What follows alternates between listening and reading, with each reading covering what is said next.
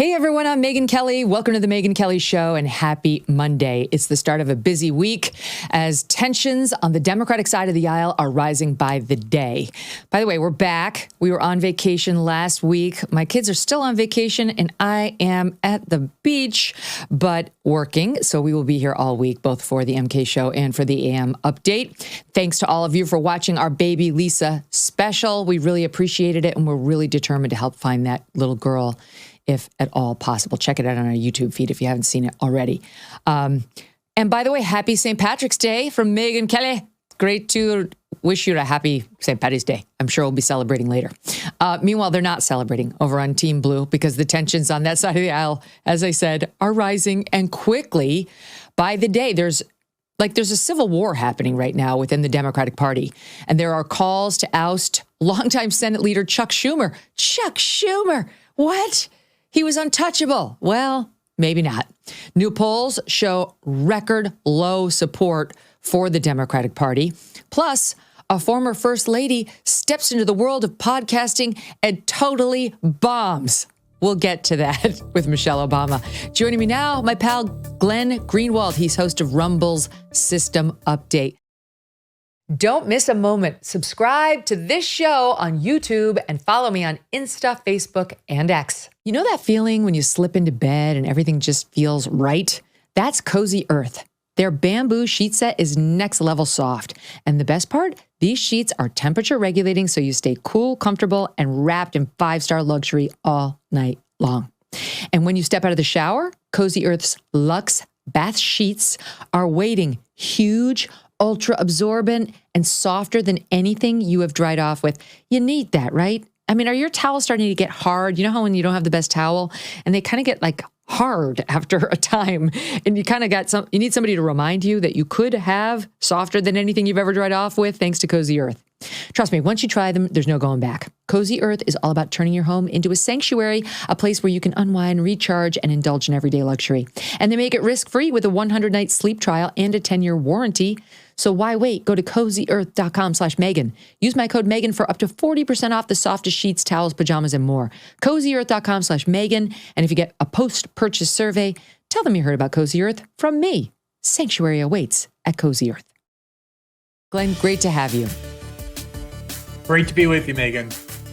Okay, so this is very interesting what's happened to the Democrat Party. This morning on the New York Times is the Daily Podcast. They likened it to what happened with Republicans in 2009, 2010, after Barack Obama won in a sweeping victory and won all, the House, the Senate, and the White House. And the Tea Party was born and, healthcare was shoved down our throats. And the Republicans just wanted one thing, which was to find some way to fight these guys.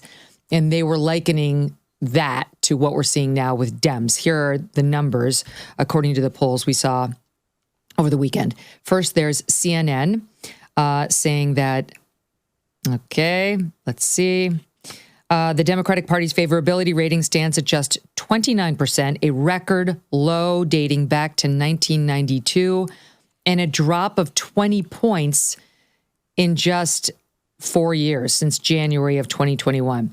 A drop of 20 points and a record low at 29%. We saw similar numbers out of NBC, so it's not a one-off. NBC shows the Democratic Party with just a 27% positive rating, 55% negative, so they're underwater by 28 points, a record low for the Democrat Party in more than 30 years of polling. Why? It's possible that some of that is being generated by this kind of liberal angst, this kind of dissatisfaction with Democratic Party leadership and this perception that they're quote unquote not fighting hard enough, not fighting Trump hard enough, whatever that might mean. So maybe if you ask liberals now, what do you think of the Democratic Party? They'd be more inclined, many of them would be, to say we don't approve of that. But it's clearly much broader than that. I think that's just one factor. The problem is, if you ask me what was the worst problem with the Kamala Harris campaign, it'd be very difficult to answer given how many problems that campaign had. But if I were forced to choose the worst, I would say that she never committed to believing in anything, to standing for anything. Americans by the end of the campaign were like, I don't even know who she is, let alone what she really believes in. Like, what are her real convictions? What motivates her? With Trump, you always know, for better or for worse, from people's perception, he doesn't hide what he believes. Quite the opposite. So the contrast was extreme. And I think in the Democratic Party more broadly, basically going back to 2015, 2016, they've defined themselves by being horrified by Donald Trump, by being aghast by Donald Trump, by being fearful of Donald Trump, by not being Donald Trump. But there's no positive vision. There's no affirmative agenda that Americans can look at and say, oh, this is what I like. So even if you see a softening in approval ratings for Trump, and you see it a little bit, not very much, but on certain issues at least, it doesn't translate into higher support for the Democratic Party because they don't provide an alternative. It's just, we're going to fight Trump, but based on what? Based on what set of values or policies or even ideology? Nobody knows. Right. What are you going to do? And that is actually also reflected in this CNN poll, because they asked, name the Democratic leader you feel best reflects the core values of the party. And this is among Democratic aligned adults. The largest recipient of votes was no one. 30% said no one. No one best reflects the core values of the Democrat Party. The next in line with just 10% was AOC, who's just about tied with Kamala Harris at 9%, Bernie Sanders at 8%. These are all bad numbers. These are clearly not the party leaders if you're only getting 9 or 10%. But interestingly, coming in at 4% is Barack Obama, who is tied with Jasmine Crockett. Yes, Jasmine Crockett, who nobody ever even heard of 6 months ago, but is out there doing her like dancing videos and trying to be like a new version of AOC. But unbelievably, Obama and Jasmine Crockett are tied for who best reflects the core values of the party, which tells us what? Well, I think if you look at the people you named, obviously other than Obama, who's there because he was the president, and Kamala, who's there because she just got done being the nominee, but 9% is pathetic, or whatever it was, 8%. The three people 9. that you named, AOC, Bernie, and Jasmine Crockett, for all the intense disagreements I have with them, are people who, in contrast to what I just got done saying, do actually believe in things and do actually say the things that they believe in. And I think most of all, what they're doing now is creating this kind of perception, this branding, this posture, like we are going to fight Trump on everything. And on some level, what the Democratic Party wants, what Democratic Party voters want, I think this poll shows it, is not just fighting with Trump, but somebody who at least believes in things. And that was, Bernie's campaign in 2016 and 2020 stood for a clear affirmative agenda, which a lot of people disliked and a lot of people liked, but you can't deny that he did. And I think that's what this is showing. Above all else, you've had this like faceless, kind of soulless, very consultant-driven, artificial set of Democratic Party leaders who are petrified of saying the wrong word, going off script even a single time. And then you have Donald Trump just riffing every day on everything without the slightest regard for how people are going to react to the things that he's saying. And I think that is what has made the Democratic Party, which is just like this very limp, neoliberal, vaguely kind of trying to be a center-left party, but never really saying much or believing in anything. I think that's what you're seeing in these polls among Democratic Party voters, is at least the people who are out there making a mockery of themselves, like Jasmine Crockett, which is why the media loves her. At least they're saying something. They don't seem super constrained. Mm-hmm. They're not afraid. Limp is a rough word, but I think you're right. It applies. That is kind of how you feel when you look at the Democrats today. Okay, so let's get to the point that you made. You're exactly right. Both of these polls, CNN and NBC, seem to try to get at why. Why are the Democrats so unhappy? And it is not because Team Blue refuses to compromise with Trump, who has a mandate to change the country. It is not that at all. The Democrats are mad about any compromise. They want their party leaders to get in there and fight and stop Trump. There's still the party, there is still some strain within it that is very, very TDS afflicted. This is CNN. Most Democratic aligned adults say the party should focus on trying to stop the GOP agenda. And that's okay. So the majority want that. In just 2017, when Trump began his first term, 74% of the Dems thought the Dems should work with Republicans. Okay, now it's only 42% who want Dems to work with Republicans. And just doing the math, it must be somewhere over, 50, 58% who say fight, stop the GOP agenda. 52% of Democratic-aligned adults say the Democratic Party is taking the wrong direction with the Republican Party. And then jumping to the NBC poll, similar numbers where they say, hold on, here it is. Okay. No more compromising, they say. Almost 2/3 of Democrats, 65%, say they want congressional Democrats to stick to their positions, even if that risks sacrificing bipartisan progress. Just 32% want them to make legislative compromises with Trump. It was almost exactly the opposite in April of 2017. 59% of Dems said they wanted to make compromises with Trump. Again, now 65% say no compromises, which leads us to Chuck Schumer, whose behavior was somewhat ill-timed when you look at these polls, which came out after he announced he would vote for the continuing resolution to make sure that the government stayed open for the next 6 months. It's really just kicking the can for a bit before they can have the real fight.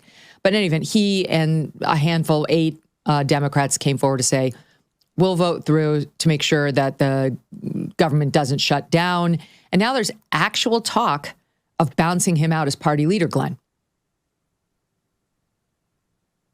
Yeah, I mean, here's the thing. You had referenced earlier the fact that a lot of Republicans under the Obama, especially the second term of Obama, wanted absolutely no compromise with the Obama administration, wanted nothing but pure resistance to everything that he did. John Boehner, when he was the House Speaker, used to feel boxed in because he wanted to do deals when deals could be done, but a lot of the base was vehemently opposed to any attempt to work with Democrats. And Obama, they wanted an opposition party. And on some level, Democrats are now in this same position where they don't want to do deals. They don't want to join hands with the Republicans and reach compromises. They just want an opposition party. I think the big difference is that if you go back and look at the Republicans in the first term of Obama, the second term of Obama, they had an agenda. Everybody understood what Paul Ryan or Mitt Romney or John McCain, what these people stood for, like what their values were, what their agenda was, the reason why they wanted to oppose the Obama administration. I go back to the fact that the Democrats have none of this. They just don't have any kind of affirmative agenda. And this is the thing, this difference in the polling I think is so interesting between 2017 and now, because ever since Trump got elected to that first term, Democrats and liberals have been feeding now on almost a decade of not just Trump has a wrong ideology or Trump has bad policies, Trump is a fascist, Trump is a Hitler figure, Trump's here to end American democracy, Trump is a stooge of the Kremlin. And if you really start feeding on those kinds of ideas and that kind of demonization and come to believe it, I think it makes sense to feel like, oh, we shouldn't be cooperating with Trump. The problem is that all of the things that liberals seem to want in these polls, that's all been tried. What did we hear throughout the last 3 to 4 months of the 2024 election? Trump is a fascist. Trump admires Hitler. Trump is going to end democracy. Trump is a stooge of Putin. These things have all been all over the place, and they don't work. People don't believe that about Donald Trump. And that's why I think Democrats are so lost, this idea that we need to attack Trump even more. They have the media who has been doing that. The Democratic Party has been doing that. And apparently they just want to double down on this strategy that clearly isn't working for them. Yeah, I think that the Democrats don't necessarily, I can't tell, but I don't think they necessarily want just to hear about Orange Man bad. You know, they don't like Republican ideals. They don't like, certain things that Trump is doing. They do like the immigration policies. The polls show that. But the economy doesn't poll quite as well. So I'm sure they do want Trump fought on certain key things. You had Elon telling Larry Kudlow that we have to take a look at entitlements. That led to all sorts of meltdowns in many corners, including Republican ones. Anyway, I can see how they might oppose Trump's agenda, real or perceived. But what we hear out of Democrat leaders is so much of just Orange Man bad. It's just, okay, so what? There's very little to attach to in that. Here's a montage of the Democrats and pundits melting down over Chuck Schumer. And by the way, in Chuck Schumer's defense, the reason he and some 8 other Democrats decided to vote for the continuing resolution is they were worried that if the government shut down and the government workers got divvied up into essential and non-essential workers, which is what happens, the essential ones have to keep working even though there's a shutdown, that it would be like waving the red flag at the bull with Doge and Elon. Like, here's everybody who's essential and everybody else is not. And, that's just like putting it all on the line. Go ahead and cut the ones who are not. So that was one of their main concerns. But the Democrats are so mad and so determined to fight Trump, they're not accepting those rationales. Here's some of the punditry around Schumer over the past couple days. There is a deep sense of outrage and betrayal. It is a huge slap in the face. I've never seen this level of volcanic anger at a Democrat ever. Ever. Wow. We want a Mitch McConnell. We want somebody who's going to stand up to this bully. Chuck Schumer has radically misread the room. He is the wrong man at the wrong time. Like, Dems don't just have a messaging problem, they got a leadership problem. The Chuck Schumers of the world, the Hakeem Jeffries, they should all step down. This is a real black mark, a stain on Chuck Schumer's leadership. And I'm pissed. Does he fold it like a paper napkin? Anyone can primary him. Okay, and just one more. Hakeem Jeffries, who's, of course, the Democrats' leader in the House, was asked on Friday, is it time to switch him out to find a new Senate leader? And here's how he answered it. Is it time for new leadership in the Senate? Next question. Mr. Jeffries. That's significant that he just said next question. Now, by the next day, he had softened that and stood behind Schumer. But the fact that his instinct was not to support Chuck Schumer is very telling. I think here's the reality, though, that for me, at least, is underpinning all of this, which is, and this is something that actually Donald Trump said often and loudly in the 2016 campaign, throughout 2015 in the primary, and then into 2016 in the election, which is that the Republican Party establishment and the Democratic Party establishment, which is absolutely represented by people like Chuck Schumer and Hakeem Jeffries, have a great deal in common with one another. They have differences like on social issues with abortion and trans issues and some of these kind of culture war issues. They definitely have differences there that make it seem like they're constantly at each other's throat. But when it comes to economic policy, foreign policy, their differences are really not that great. Obama said that too, that, the Republicans are trying to depict him as this radical, when in reality, the Republican and Democratic parties fight within the 40-yard line. So when it comes to these demands that Chuck Schumer and Hakeem Jeffries or the Democrats or whatever do more to fight Trump and attack Trump, it seems like they just want this kind of, this sort of imagery of fighting, this kind of surface fight, but there's nothing for them to really fight on. Now, Trump won in 2016, in my view, because he ran against both the Republican and the Democratic Party establishments, which he had to do because his main opponent in the primary was Jeb Bush, the ultimate figure of the Republican establishment, and he still continues to do that. So there definitely are some differences Democrats have with Trump. The problem is that what are Democrats going to pretend to stand for? They can't agree on that amongst themselves. They are very much shaped by their big donor base that has a lot of views that have a lot in common with the Republican Party establishment. And I think they're just very confused about who they are. And that's the problem, Megyn. It's like, if you don't know who you are, or you're afraid to say who you are, you can like wave your fist in the air and fight and say you're going to do this and that to resist. But ultimately, no one really finds it convincing because you're not really fighting for anything. You're just fighting for the sake of fighting. And I think that's what makes the Democrats kind of pathetic right now in the eyes of most people, is that they're just afraid to stand for anything. They're confused about what they stand for, whose interests they serve. They're just a mess. And that's the big problem to me. Yeah, it's a turnoff. And you don't want to be associated with losers. Like people who fought hard and fought well but lost, that's one thing. But people who, as you say, appear like a limp party that's afraid and self-flagellating. It's like, that doesn't inspire me to put on the team jersey, even if, these voters who are answering these polls happen to be Democrats when you look at, their partisan leanings and their ideology. Here is a man who got 1% in that poll, asking who represents our party best, like who actually does stand for our values.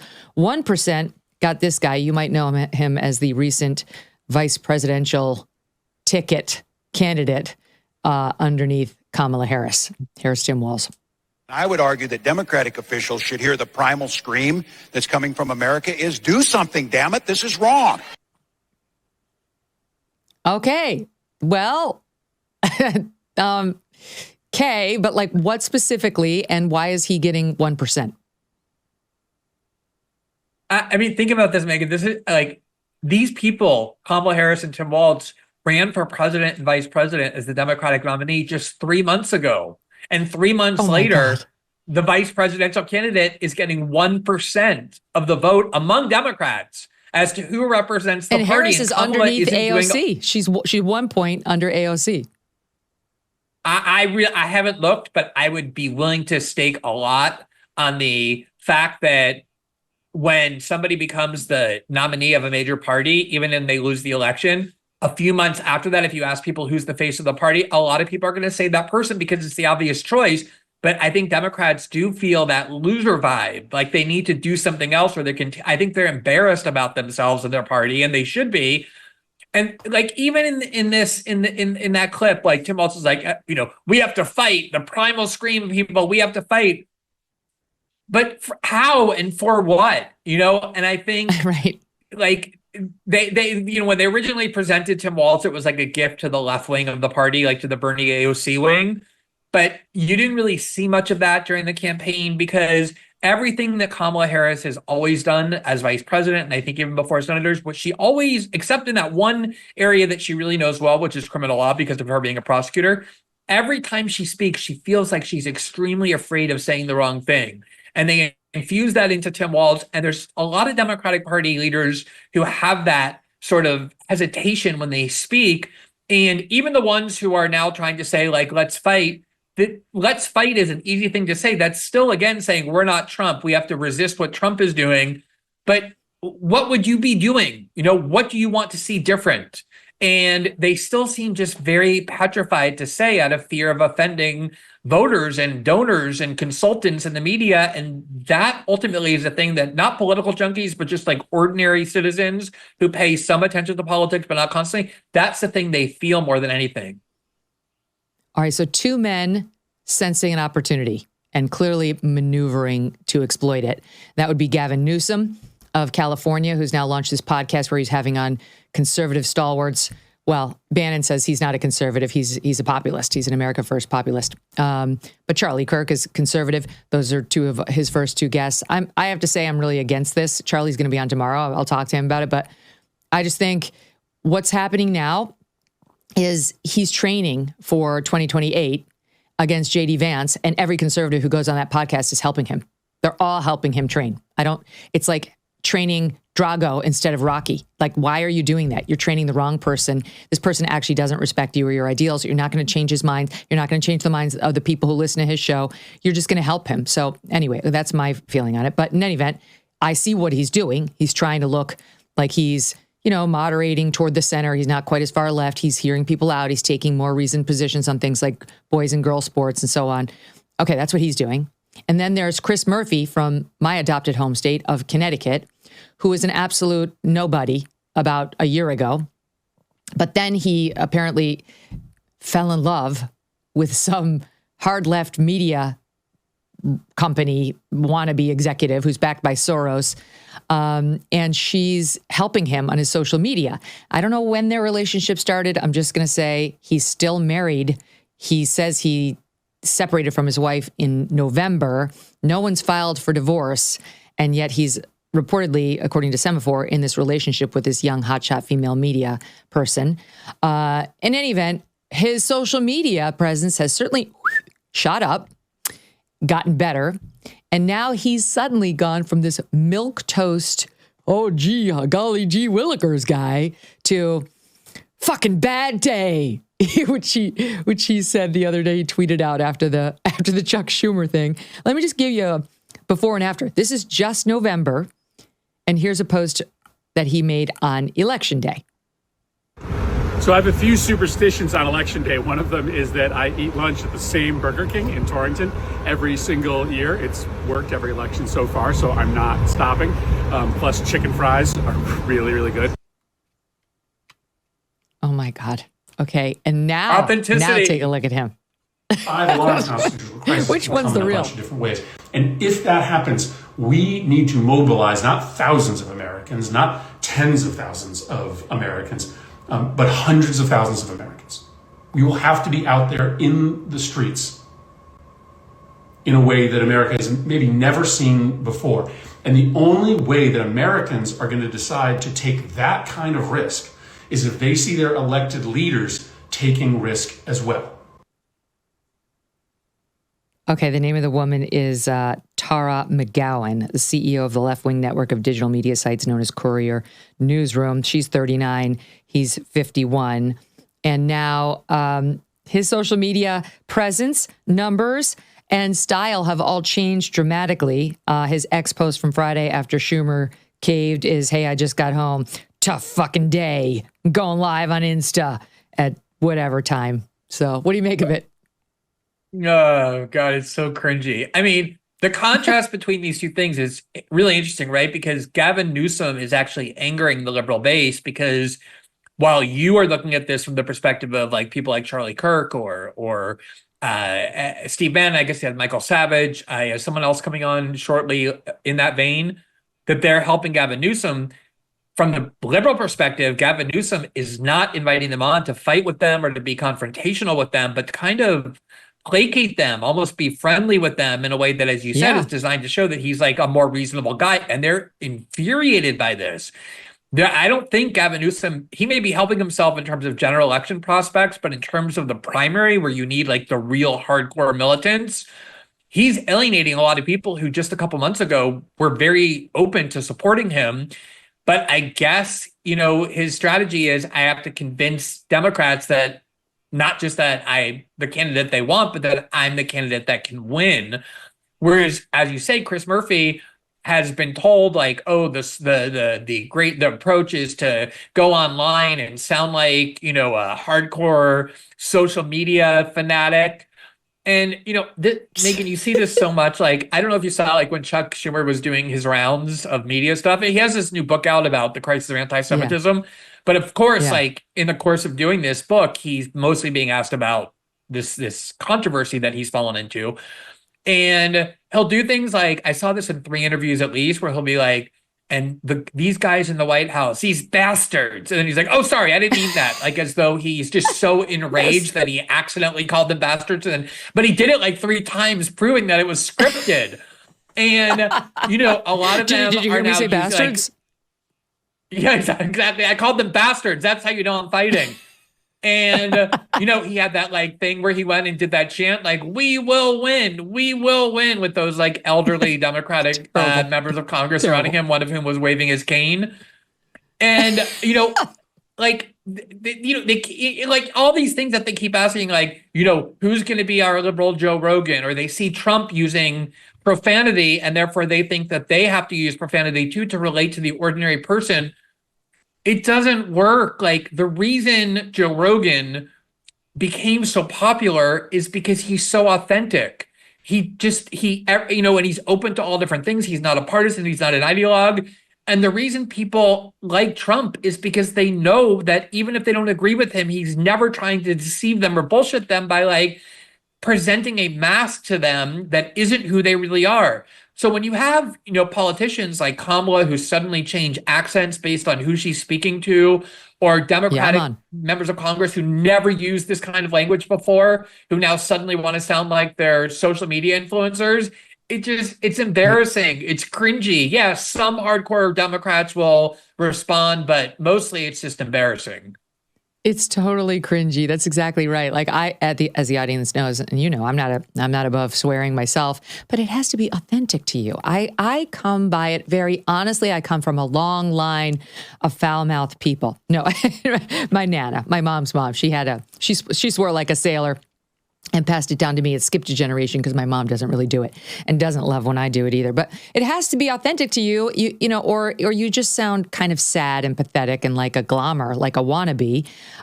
There is a question of whether if Chris Murphy is not going to be the answer to 2028 and the Democrats' problem, maybe he'll be the answer to the Schumer problem, which is a much easier substitution, right? Like Schumer's 200 years old.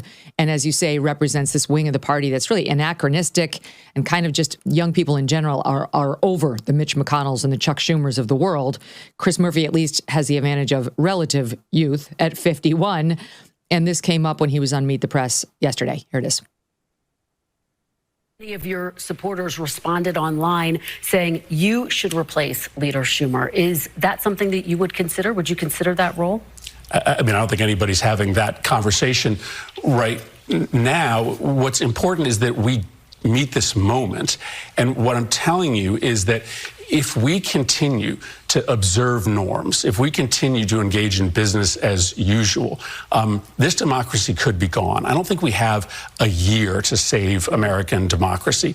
I think the way the president is acting, using law enforcement to target dissidents, harassing TV stations and radio stations that criticize him, endorsing political violence, puts our democracy at immediate risk. So that there's another, like, that's been the message for the past few days. We may not have a democracy soon. Jasmine Crockett was saying it too. Like, I'm not sure we're ever going to be able to vote again. Like, the Democrats need to do something drastic right now, or we're going to lose the country. I mean, I don't agree with that in any way, shape, or form. But I actually think that message is going to resonate with the blue base. What do you think? With the blue base, yes. I mean, first of all, I have to say, I find it so funny when you ask a politician who's obviously extremely ambitious, do you think, would you be willing to step up into this, like, this promotion into this elevated political position? And they have to pretend like, this is not something I've been thinking about. Like, Chris Murphy is drooling about being the Senate minority leader. He goes to bed dreaming about it every night. And he has to be like, that's not something where, right? Because, the two of them, and they may be inextricably linked. But in any event, yes. But here's the problem, Megyn, is that I can show you in 2016, in 2017, in 2018, all throughout the first Trump campaign, the first Trump presidency, all throughout the campaign again in 2020, and then in 2024, Democrats saying exactly these same things. We're not going to have a democracy if Trump wins in 2020. This may be the last election we ever have. If you ask Chuck Schumer what he thinks about Trump, he would say exactly what Chris Murphy said there, which is like, yeah, I think Trump's an authoritarian. I think he's threatening democracy. Chuck Schumer has been saying that. So this is, I think, the Democrats' problem is this is what the base of the party wants to hear. And if you want to boost your social media numbers, if you want to get more cable hits, if you want to seem like you're more influential in the party than you were previously, these are the things that you have to say. But in terms of actually defeating Trump, and not just Trump, but the Trump movement, the Republican Party is led by Trump, this has proven not to work. People don't believe that Trump is a threat to democracy. Now, maybe with some of the things that they're doing that I actually do find controversial, but not huge departures from the tradition of presidents, that message will resonate more with a broader base of people. But I don't think so. I don't think they will ever come to see Donald Trump as some sort of like Mussolini figure or Hitler figure or someone threatening American elections. It's just not how the American people, by and large, perceive Trump. And this is an easy message. Like, he's a threat to our democracy. They've been using it for a decade, though, and it's just not working. And I don't understand why they think it's going to work now. No. So you mentioned Joe Rogan, and there has been this sort of weird panic on the left. We've got to find our own Joe Rogan. Of course, the irony being Joe Rogan was their Joe Rogan. He was of the left. He was a Bernie supporter. They drove him out of the party with their insanity, their woke insanity, the lies about COVID, the crackdowns on Joe for his truths about COVID, all sorts of things, that drove a lot of us further to the right. Including Rogan. But the answer to their absence now of Joe Rogan in their party does not appear to be Michelle Obama. So far, no. She got no percentages whatsoever as the leader of the party, which is interesting because think of all the buzz around her when we thought Joe had to step down after that June debate. He's got to go. Could it be Kamala? Well, she's not going to win. What about Michelle? Oh, would she do it? She was one of the main names, if not the main name, mentioned. But now nobody sees her as a party leader. And apparently Michelle Obama does not see herself as a party leader, because when she talks about like her time in the White House, Barack running, it's all negative on this new podcast. I mean, it's exactly what we thought. That it's very clear she hated being First Lady. She hated being in Washington. She doesn't like the fact that Barack was president. I mean, she just has nothing but negative things to say. Here's just one small, she doesn't like openly get, caustic, but she makes it pretty clear that this has never been a good idea in her mind. Here's SOT 15 with her and her brother, Craig, who's her co-host. Couldn't have gotten through 8 years in the White House without my big brother. That's another sort of unusual aspect to our lives. Our relationship was this whole, being married to the president of the United States thing. Yeah. that none of us kind of banked on. I mean, we knew Barack was smart and, ambitious, but, I think, but you talked me into supporting his run. I did. And he was smart enough to know that he needed to come to you and sell you on the idea. Barack came to me and he's like, I can't convince your sister to go along with this. And I'm like, whoa, go along with what? And it's like, I think I'm going to run for president. And I was like, what? I convinced you to not penalize him for being really good at what he does. There's a lot in there, Glenn. That does not sound like somebody who's in favor of his run for president or frankly in favor of him. Like, he was smart and ambitious. Think about if that's that's why you thought that your spouse was going to run for and possibly become president. I mean, he's smart and he's ambitious. None of what Barack Obama actually ran on, right? I want to change the world. I want to heal the country, hope and change. She wasn't buying it, and it doesn't sound like she buys it to this day. Yeah. I have to say there's a part of that with which I can empathize, because if you run for president, your entire family is subjected to immense amount of public scrutiny. Every aspect of your life is picked apart and disclosed. And the role of First Lady is not necessarily the freest role. There's expectations of what you're supposed to do and can't do, the decorum that limit what you can do. So I'm not necessarily going to say that I think it's outrageous that wasn't something that she wanted for her life or expected for her life. But if that's really how she feels, and there's been reports for a long time that is how she feels, it has to produce a lot of resentment. I mean, he ended up doing what she insists she didn't want him to do. And she did end up being First Lady for 8 years. And if that really is the kind of thing that she disliked doing, you have to kind of think that there's something in her that's probably pretty angry about that. I also should say that she got immense benefits from having had that role. She seemed at times to enjoy it. I mean, she was kind of very regal and one might say queen-like in her behavior. But just since then, too, both of them got extremely rich. They spend most of their time on, Richard Branson's yacht, or in Martha's Vineyard at their sprawling estate, or in their, multi-million-dollar DC townhouse.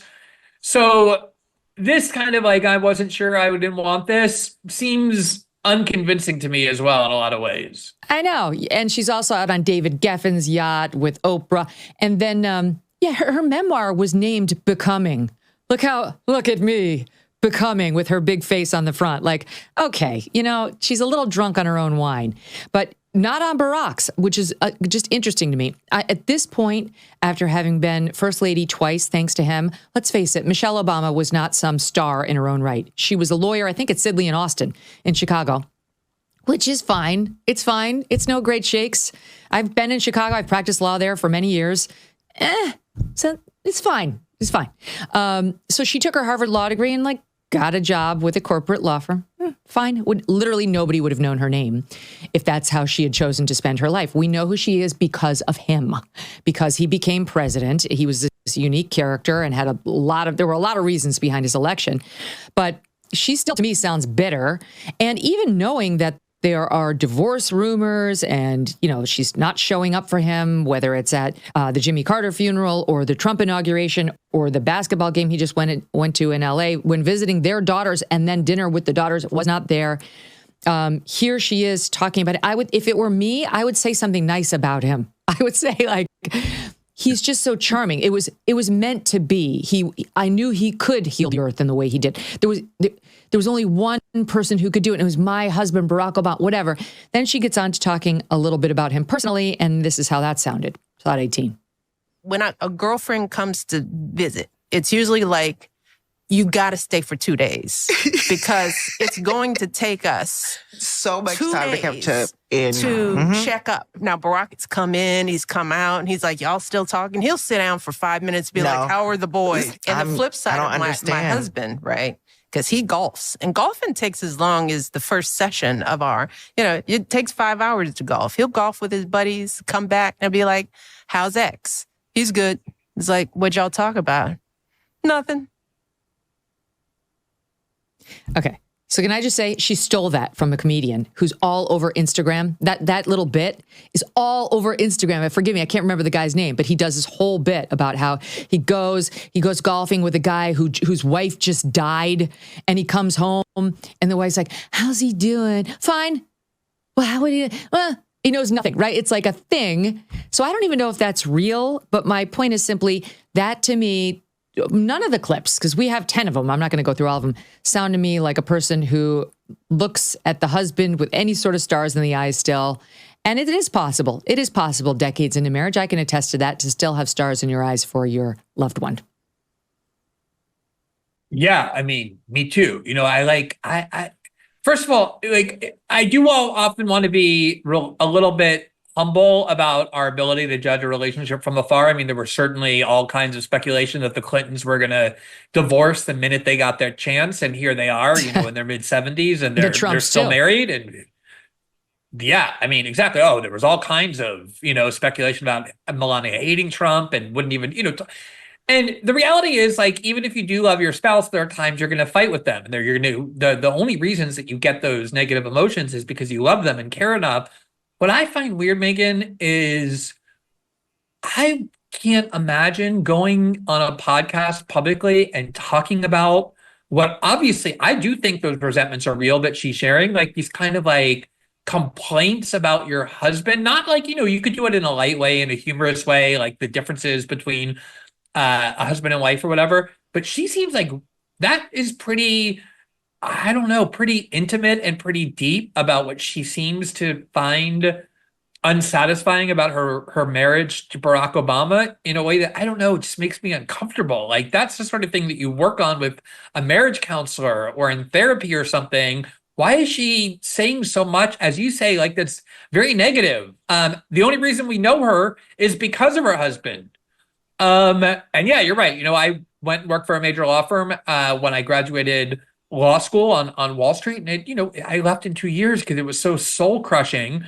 And all of this that she's complaining about is what lifted her into this figure that she benefited from in so many ways. Like, she writes books and they go to the New York Times bestseller list because she was married to Barack Obama. I don't know. I find that strange. Like, you have to have a lot of negative resentment inside of you toward your husband if you start a podcast and you immediately start kind of complaining about what happened inside your marriage and blame him for it. Right. That's to me what she embodies. She's constantly negative and full of grievance, notwithstanding the enormous riches that this country has rained down on her. This country has done nothing to her other than treat her, as you point out, like royalty. Even though she said, this is the first time in my adult life I'm actually proud of my country when he got either nominated or elected, whichever, doesn't make a difference. First time ever, really, this country where you went to Princeton, you went to Harvard Law School, you wound up a successful lawyer. You never found a way to be proud of your country before that? Okay. And ever since has been bitching about her life on the yachts and in the multi-million-dollar home in Martha's Vineyard and the homes in Hawaii and Chicago and DC and the still controlling the levers of power and going up as the star speaker at the DNC. She's still bitter. Check back in. Still bitter. Okay, we're still not over it. There's no amount of money or political power or success or number of memoirs called Becoming. Maybe we should just say it. Beautiful, stunning. That'll be the follow-up. That's going to make this woman less bitter. I think it's who she is. And honestly, like this podcast, now it's getting, I don't know, the second episode had 14,000 views where she had Issa Rae on there, 14,000 views a couple days into it. That I realize she's just getting started, but that's embarrassing for the former first lady, for the woman who was almost president, being talked about as to step into the Joe Biden shoes. And so something's happening. I think with the Barack Obama at 4%, Michelle Obama not even on the list, and this podcast struggling to put real numbers on the board, I think the Democrat Party is over the Obamas. Yeah, that honestly, that really struck me too. I mean, over the last, I think like 6 years now, it's kind of almost been like a conservative paranoia that the Democratic Party was maneuvering constantly to get rid of whoever was going to be their nominee and replace him with Michelle Obama. That was in 2020 what we heard, in 2024 what we heard, because a lot of polls showed that she had this kind of popularity. But I think it was very surface level. Like, it's easy to be popular if you've never run for office before, if you haven't really staked out a lot of positions and haven't had to. We saw that with Kamala Harris, the way, at first she seemed like she was this cultural phenomenon, and then she had to say what she believed in and couldn't, and it all kind of collapsed. But I see it the other way. It's like, I could see huge numbers of people turning into Michelle Obama's podcast at the start just because, it's something new and we find this person interesting, and then tailing off as she becomes less interesting. The fact that it's starting with these pathetic numbers, I think it does illustrate what you're saying. I saw a clip where she and her brother were debating whether or not a hot dog is a sandwich, and trying to, it's like, and again, this is what I mean. It's like Michelle Obama lives the ultimate jet-setting life. She hangs around billionaires all the time. She's at the most, like ostentatious galas. She's wearing, $50,000 and $100,000 gowns everywhere. And so then try and be relatable by talking to your brother about such a boring, is a hot dog a sandwich? Wow, you think it isn't? What? This is no one's going to listen to this. Why would they? Exactly. I'll give you one more soundbite of Michelle with brother Craig and why they wanted to do this podcast, SOT 14. Some people react like, you're doing a podcast with your brother? Why would you do that? I know, really. But our dynamic is so, in my view, unique. I think there are plenty of siblings who have great relationships. Mm-hmm. But, I think when we think back to where that came from, I think about just the physical closeness that we had. I mean, we weren't wealthy. Right. And Dad was working class. We lived in the same apartment our whole lives and had to grow into that. And as a result, you and me, we were physically close growing up. Because they lived in a small apartment, you see. Now, this is why Brother Craig is the co-host of this podcast, which, let's face it, no one cares about Brother Craig. We don't know Brother Craig. If she were doing this with Barack, she might actually get some numbers on the board. Or with one of the daughters. I think people are mildly interested in the daughters. But Brother Craig, I'm sorry, we don't know him. No, don't care that you were physically close, whatever that means, under a roof growing up. I just feel like, look, maybe this is the new Joe Rogan thing. Maybe she too, like Chris Murphy dropping a fucking tough day. And this is Michelle Obama trying to be like her authentic self to be the new Rogan, Glenn. But to me, the whole thing is just evidence of, Democrats untethered, right? Like not understanding the way forward and just kind of throwing darts at the board. I'll give you the last word before we go to break. Yeah, there's nothing charismatic about Brother Craig. Although I will say, that is why I kind of thought she was being authentic in these complaints and grievances about Barack Obama, because she does seem close to her brother. She does seem to be talking to him in this way that maybe is more intimate. She'd be willing to say things to him that she wouldn't be willing to say to a generalized interviewer. So I don't know, maybe that's what they thought was going to be the appeal of the podcast, but it just seems very narcissistic, like just these two siblings talking about themselves and their relationship. I don't know. Talk really about something that matters to the rest of us. Like talk about the news, talk about policy, talk about something that matters to other people. By the way, it's very interesting. Without her speechwriters, she's a shadow of the woman we saw on stage at the DNC and elsewhere, where she gives these rousing speeches. She knows how to deliver it. She pauses it just the right moment. When it's just her, it's very flat. Okay, Glenn stands by. He stays with us. We'll get into Mahmud Khalil, on which Glenn and I disagree, so that ought to be interesting, and much, much more. The New York Times actually speaking the truth now on COVID without acknowledging all of their falsehoods on the matter for years. Aren't you tired of the corporate media prioritizing certain narratives over the facts? I was too, and that's why we started this show, to have real conversations full of tough questions to get to the truth. And it's also why I want to tell you about Ground News, an independent app and website not at the mercy of corporate control. They prioritize transparency so you can compare coverage on any issue and think for yourself instead of letting someone else think for you. They even show important stories that the other side is ignoring. Go to groundnews.com/Megyn to see it all in action. With so many outlets suppressing conservative views and ignoring facts, Ground News is more important than ever. Track all of your most trusted independent sources there so you never miss out on the stories shaping our world. Right now, you can get 40% off their Vantage plan, knocking the price down to just $5 a month. Go to groundnews.com/Megyn. That's GROUND news.com/Megyn to invest in your ability to think critically about the news. So a lot going on. We just sort of covered the Dems on Team Red and what Donald Trump is doing. The most recent legal controversy is not Mahmud Khalil, which we'll get to, but these deportations of alleged gang members from Venezuela. So Trump and Tom Homan and Kristi Noem got some 250 or so alleged gang leaders onto a plane to be deported to El Salvador because the president of El Salvador has agreed to take them. We're paying him some $6 million, and he's agreed to take these folks, which most, I think, Americans would say, cool, great, too. But not these particular people, because they filed a legal challenge and said, you can't deport us.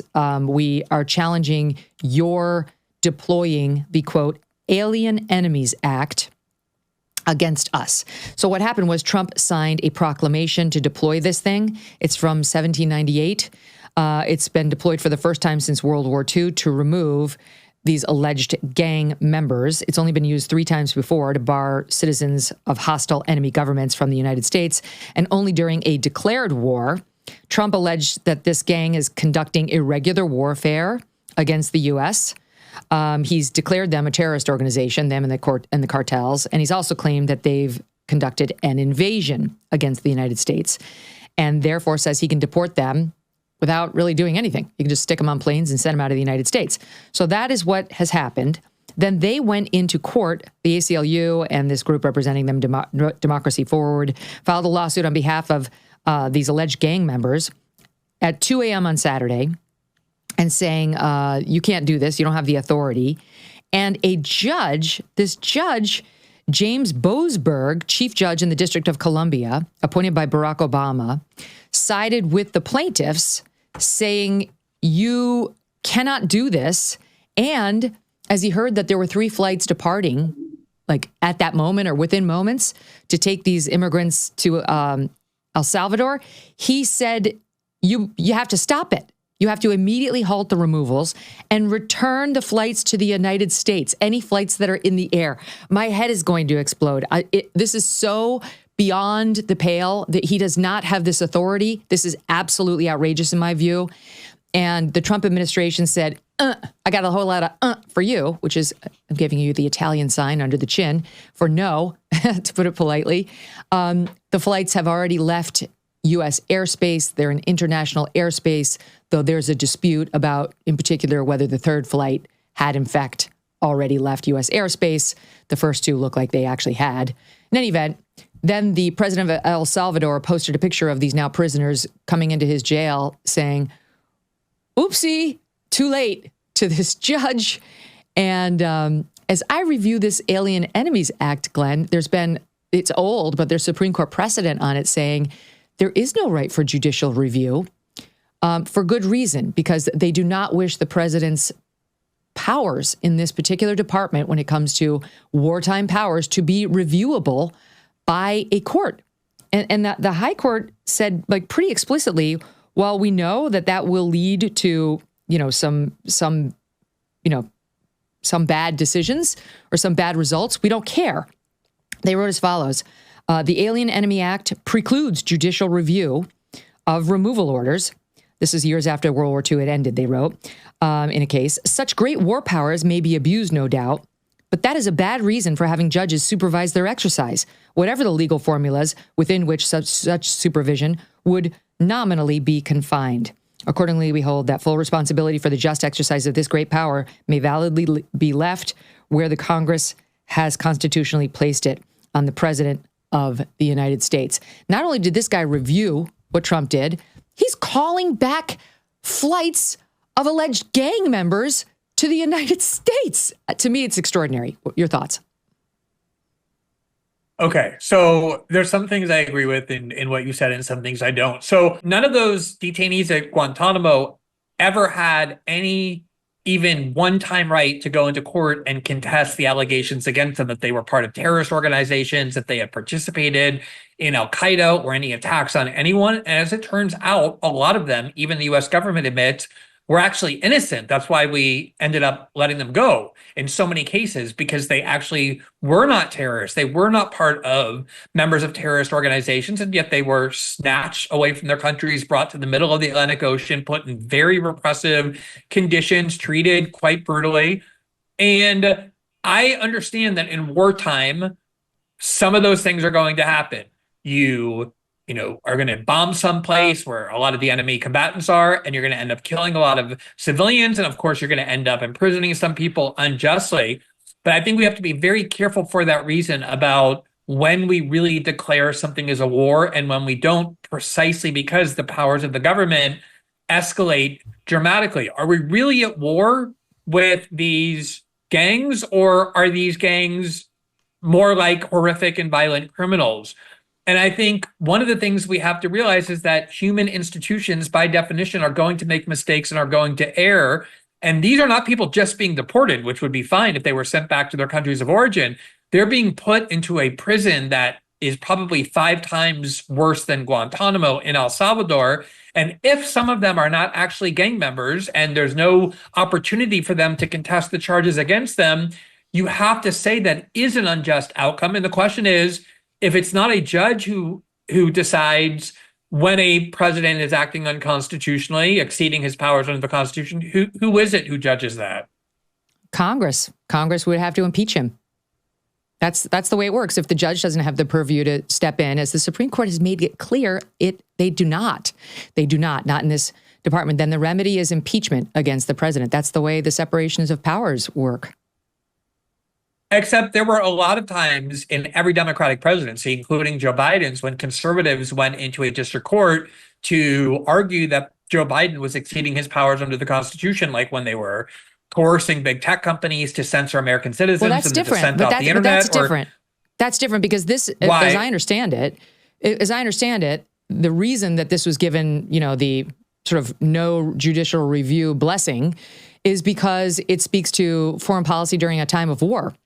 So that's when the president's foreign policy powers are at their peak and not reviewable. You can't, a judge cannot review President Trump saying, I'm going to bomb the Houthis, or we're at war with Iran, or whomever. That's not reviewable by Article 3 judges. And that there are limits to the separations of powers and where a president can be checked. And when it comes to foreign policy, he's at the apex of his independent power.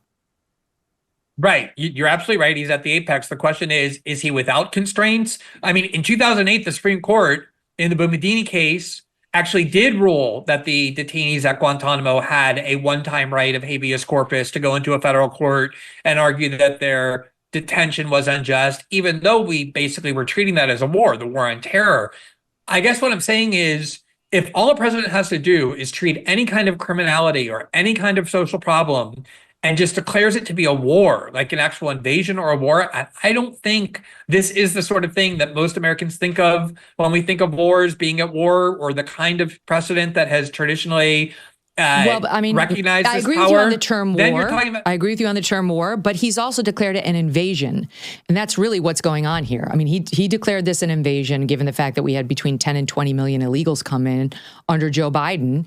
And that's covered in the Alien Enemies Act, invasions. And he's using that declaration to say, you're out, and I'm not going to cross T's and dot I's. I'm putting you on a plane. And it's not like they don't know anything about these guys. Today, they put out the numbers. 261 were sent to El Salvador. 137 were deported under this act, they know who these guys are. The government is saying these are gang members. I say alleged because I have no idea, but the government is saying we've done our homework. Tom Homan is saying, and they're one, definitely illegals, and two, members of criminal gangs that we've declared terrorist organizations. So there's a few things. They're alleged terrorists. They're allegedly part of this war, and they're allegedly part of this invasion. I just think there's no question that Trump is going to be upheld here. He has the power to do this, and I actually think this judge could be in serious trouble. I actually think this judge may get admonished by the D.C. Circuit Court of Appeals, and if not by them, then by the U.S. Supreme Court. I don't necessarily disagree with your prediction about what the court's going to do, the Supreme Court is going to do. This is a Supreme Court that has given great deference to presidential power, especially when it comes to foreign policy and war, not just now, but as you say, historically.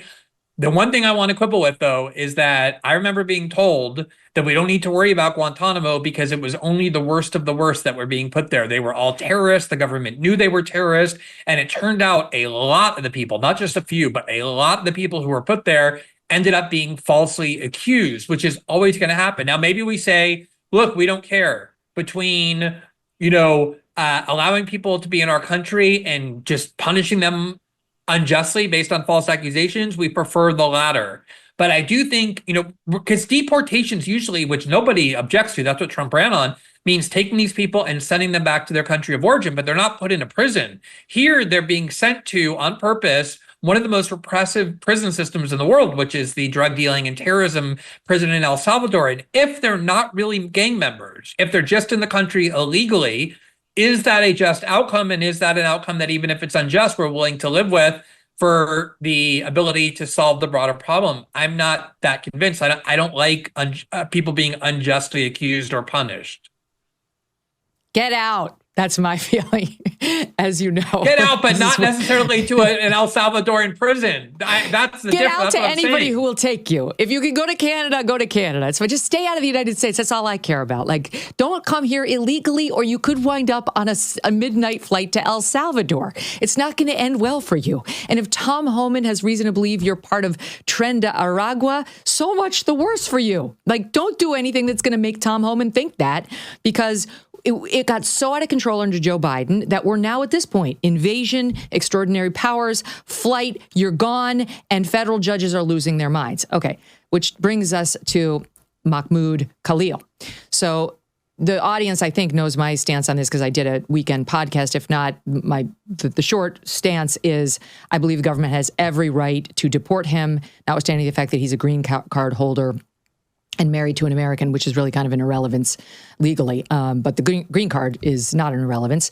And he's deportable under several different statutes. He's done a number of things that can get him deported. I think some of his speech is grounds enough, but he's actually behaved in a way that could get him deported. You can get deported for a lot of things, even when you're a green card holder. It's a privilege. It's not a right.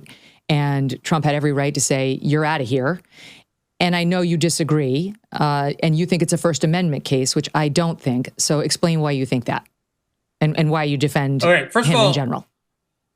Sure. I mean, first of all, I've been defending free speech as probably my most important value, not just as a journalist, but as a lawyer for 30 years. I remember being inspired by what the ACLU did in Skokie, Illinois, where they defended the right of American Nazi Party members to march through Skokie, which was a town of Holocaust survivors wearing Nazi uniforms, even though the lawyers who did that were Jewish lawyers and they had Jewish donors. It was a very overwhelmingly Jewish group, and they still defended the right of free speech of the people who are Nazis, who only 30 years before had tried to exterminate Jews from the earth, because I think the principle is so important. And I've seen many times people say they believe in the principle when it comes to their own allies, and then suddenly start finding ways to justify censorship by saying it's incitement or it's something else when it comes to the views they most disagree with. And I think that's what is important to recognize here is the Trump campaign, the Trump administration made very clear that they intend to go after and punish in a lot of ways people who are protesting the Israeli war in Gaza or Israel itself, because the Trump administration are strong supporters of Israel. So we have to recognize the people they're going after have views that the Trump administration vehemently disagrees with. In the case of Mahmud Khalil specifically, I've heard a lot of accusations about him, that he is a supporter of Hamas, that he engaged in intimidation of violence. There's no evidence of that. It is true that some of the protesters at Columbia engaged in bad acts, but you can't impute those to Mahmud Khalil. And there was, I don't know if you saw, there was Wall Street Journal reporting yesterday about who Khalil is. And a lot of the Jewish students at Columbia who are part of these encampments, part of these protests, and they did have a ton of American Jewish students as part of them. I've interviewed them, all stood up for Khalil and said, the reason he was the mediator between our group and the administration is because he's trusted by all sides. He has defended Jewish students before. If he hears an anti-Semitic claim, he'll denounce it. He's actually been at the Shabbat dinners that they were holding. I'd like to know specifically on the record what he has done that makes this claim that he's a Hamas supporter or incited harassment and violence against Jewish students justifiable, because I've looked very carefully and I don't see anything. He went on CNN and said his he worked for vision of UNRWA, the world, which is basically a branch of Hamas. That's one thing. Megyn, the UNRWA was funded by the U.S. government for decades under both political parties. It's a part of the UN, but I don't. More recently, I don't agree with that. Very aligned with Hamas. You can't deny that. I mean, if you're going to say that people who go work for the UN are now suspect of being terrorists or whatever, you know how many UNRWA, employees of the UN are? And of UNRWA, even Joe Biden cut ties with UNRWA because it was working with Hamas post 10/7. Even the Democrats did that. This is not a partisan position. Well, Israel is not a partisan position. Joe Biden fed Israel the arms and the money that they used to wage the war in Gaza. Joe Biden has long been one of the most stalwart supporters of Israel in all of Washington. Netanyahu has often said that. I agree with that. But we're getting sidetracked because even though the guy worked for UNRWA, which I do believe is working for Hamas, we can table that. We can put that to the side. I don't think there's any question this guy supports what Hamas did on 10/7. Any question whatsoever. He was also apparently wearing a shirt. First of all, he worked for UNRWA. Second of all, he referred to it as armed resistance, what the Palestinians did. He said that. It's on tape that we aired it on the show on Saturday. That's not arms resistance. That's terrorism, what happened on 10/7. But you don't need any of that. I'll give away all that, what I just said. Let's just look at what he did as the spokesperson for this group, Columbia University Apartheid, I can't remember the acronym, but it's, the group, CUAD, I think it was, divest. And he served their spokesperson. That was the group that took over Hamilton Hall and engaged in the encampments on Columbia University. Hamilton Hall alone had so many crimes, we could spend all day talking about the number of crimes. Was Khalil there? And he not that we know of. We don't believe he was there, but he was the chief negotiator. Exactly. No, it matters. When you're the spokesperson, that's literally written into the immigration and the terrorism statutes. If you are the spokesperson for a group that espouses or supports terror, you're out. That's all they have to prove. Spokesperson is enough. And he was the spokesperson by every account that you hear of his behavior. He was going in there daily to speak with Columbia University administrators saying, this is what we need. You need to divest entirely from Israel or you're going to get more Hamilton Halls. That's it. That's all we need to deport him. Okay. Let me just say, this is so important about what these protests were in general and what the one at Columbia was, because I've interviewed a lot of Columbia students who participated and even organized these protests. Once again, many of whom are Jewish, many of whom are American Jews. There's tons of American Jews who were vehemently opposed to the Israeli war in Gaza and who went out and protested against it. But a lot of the ones who show up are like Jewish Voices for Peace, which is as Hamas supporting. They count. As Hamas is. They count. They still count as being Jewish. And let's not pretend that they represent the dominant Jewish voice on the issue of 10/7. No, but they represent a significant minority. They had Shabbat dinners inside the encampment at Columbia because of how many Jewish students were there. And Khalil would go. Here's what the Wall Street Journal said. Khalil is someone who would even step in front of an aggressor to protect Jewish students and who is a believer in nonviolence. And here's what an American Jewish woman at Columbia said. I can state with full confidence that Mahmud has never expressed support for Hamas. And she said she's an American Jewish woman who believes in the importance of Israel as a Jewish homeland. And it talked about how often he would attend the Shabbat dinner inside the encampment. I think, let me just use January 6th for a minute. Glenn, you're talking inside the encampment. So yes, he would go and participate in this probably Jewish Voices for Peace Shabbat dinner, which again, they're hard partisan Hamas supporters. while this group that he was affiliated with was stopping Jews from attending the buildings they wanted to attend, crossing campus when they wanted to cross campus, professors too. Like, I'm super glad he had Shabbat dinner while he was stopping Jews from exercising their rights on the campus. You have no proof that he was ever stopping Jews from. Okay. Seated. So that means, like, what I've spent, 2 or 3 years arguing with liberals by arguing that they had wildly overstated what January 6th was and had unjustly prosecuted the people who were there, especially the ones who never engaged in violence. And what they would tell me is, what do you mean? Here are the people who are beating police officers. This was not a nonviolent protest. And I would say, okay, well, punish the people who used violence against the police officers, but you can't impute that to the entire protest. You can. No, you're taking the worst can when you're talking about terror and immigration. No, you're in it. We're talking about apples and oranges. That's a very different thing. You can't charge somebody with crime by like thought or by affiliation unless it's an actual conspiracy. But we don't have to prove that he committed a crime. We don't have to prove that. Although I believe he probably did. If he's the spokesperson for this group, then you could allege extortion. You could allege conspiracy. Now, Alvin Bragg is unlikely to do that, but that doesn't mean crimes haven't been committed by this guy. We'll have to see where the evidence goes. They're looking into that right now, including the DOJ.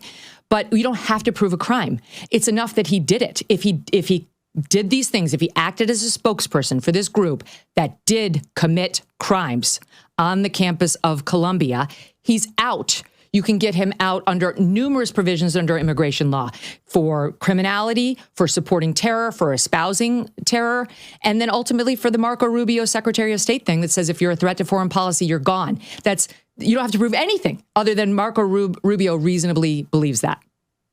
The Bill of Rights still restricts what Marco Rubio can do, even though he's the Secretary of State. The Bill of Rights applies to green card holders. The Supreme Court has said that for 120 years. And if Joe Biden had said, I'm deporting Jordan Peterson because he's expressing a lot of dissent to my views and participating in protest against our policy, and I deem him a threat to foreign policy, every conservative in the country would have said that is a threat to the Constitution to do. I think the important thing here is... It has to be reasonable. There's nothing unreasonable about saying being the spokesperson for an on-campus terror group means you violated your terms of staying here and your green card is getting revoked. I think you're wildly mischaracterizing the point of this protest. I remember, very well in 2002, people who were opposed to the U.S. invasion of Iraq were told, they were Saddam Hussein supporters. And they would say, no, we're not Saddam Hussein supporters. We just don't think the U.S. should invade Iraq. Same thing now. If you don't support financing Ukraine, you're told, you're a Putin supporter. And you say, no, I'm not a Putin supporter. I just don't want the U.S. involved in this war. That's a straw man. These protests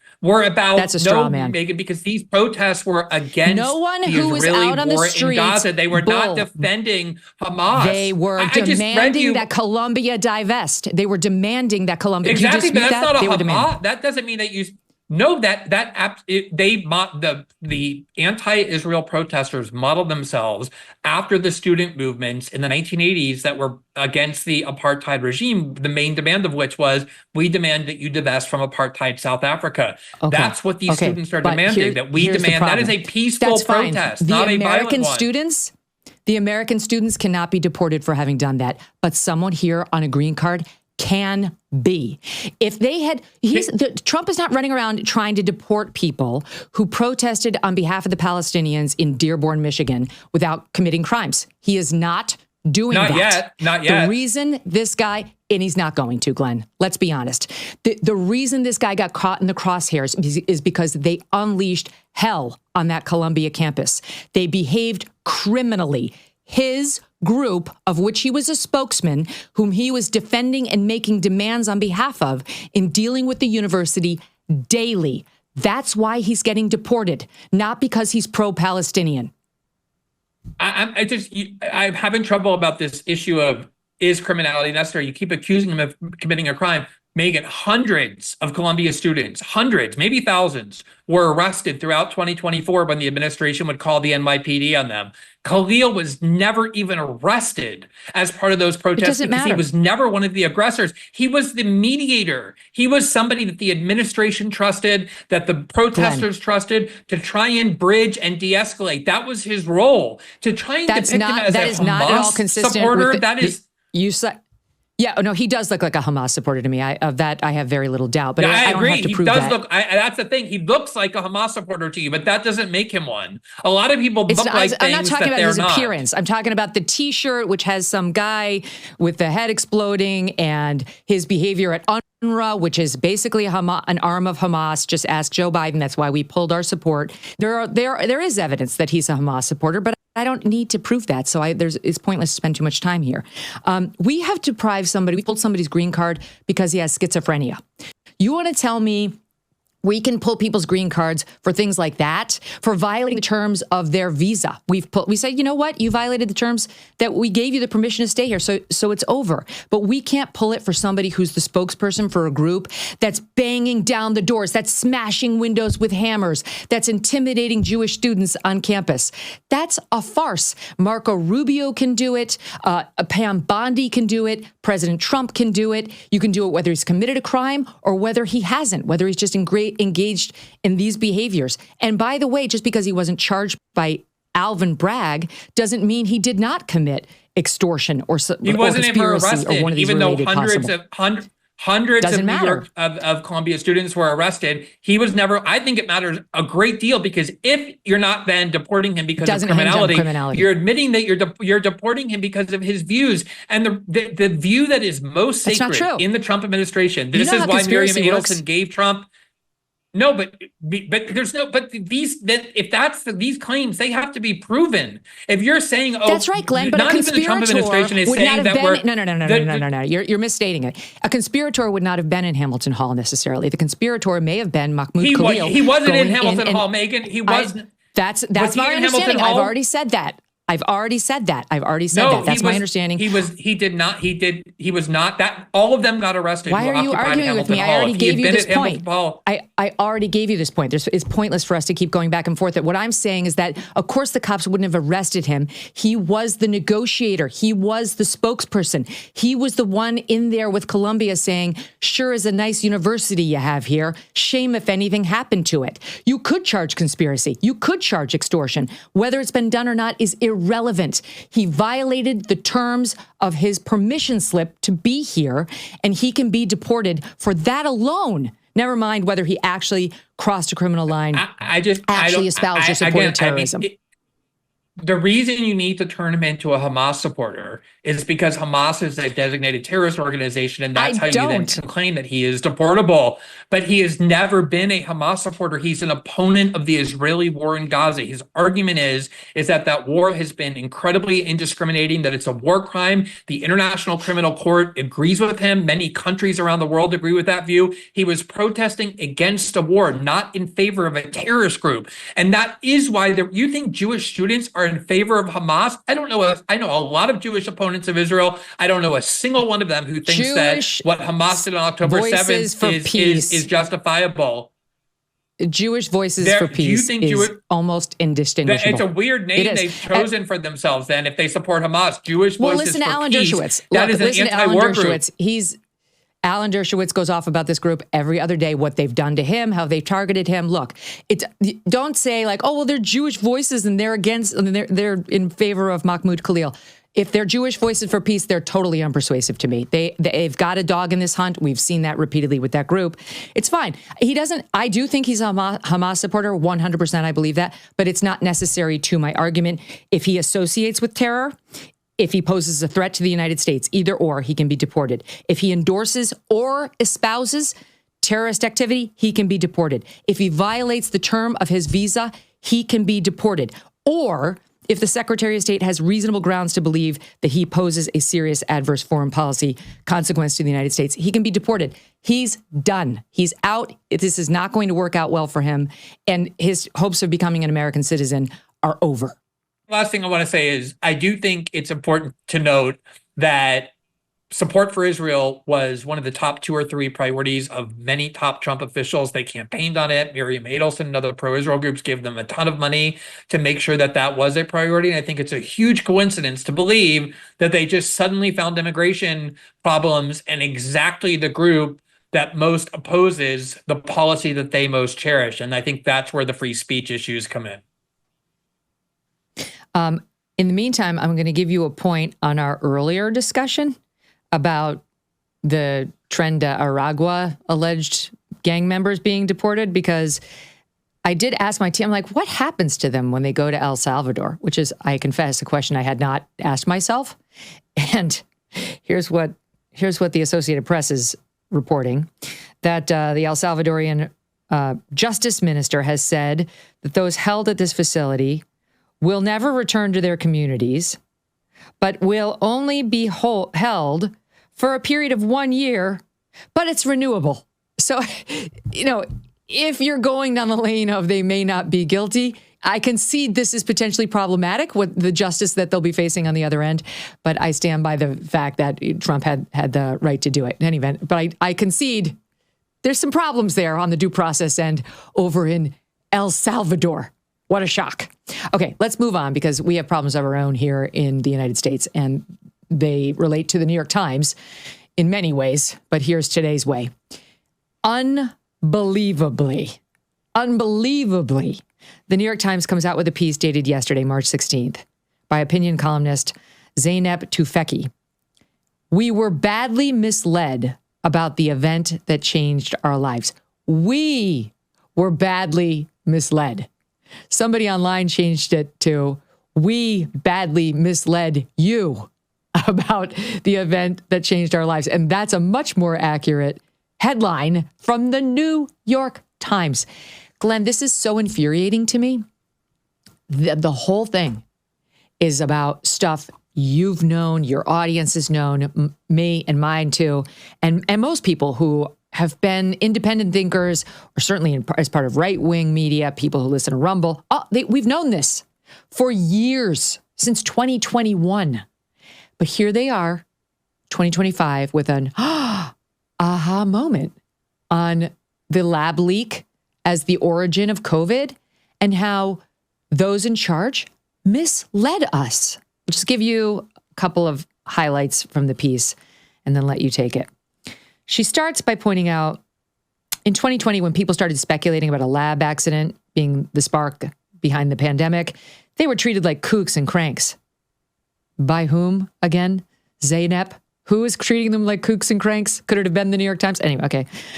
Many public health officials and prominent scientists dismissed the idea as a conspiracy theory, insisting the virus had emerged from animals. And when EcoHealth Alliance lost a grant because it was doing this so-called gain-of-function research, no fewer than 77 Nobel laureates and 31 scientific societies lined up to defend the organization. So the Wuhan research was totally safe, and the pandemic was definitely caused by natural transition. It certainly seemed like consensus.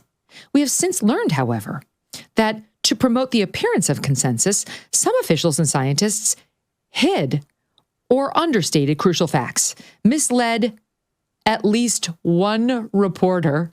She's speaking of Don McGann, who worked for the New York Times, orchestrated campaigns of supposedly independent voices, and even compared notes about how to hide their communications. The reason she wants us to know that it was probably a lab leak and that we were so grossly misled is because people need convincing that the next pandemic is only an accident away. Basically, now that RFKJ is in charge of HHS and she's seeing like measles and other problems that she cares about. So she really, really wants us to trust our public health entities again. Not him, but like the scientists and the Nobel laureates and the Dr. Fauci's of the world, because they must have credibility in the wake of all these online influencers or bad faith actors who she later refers to as follows. I think she means you and me and others like us. Stand by, let me find it.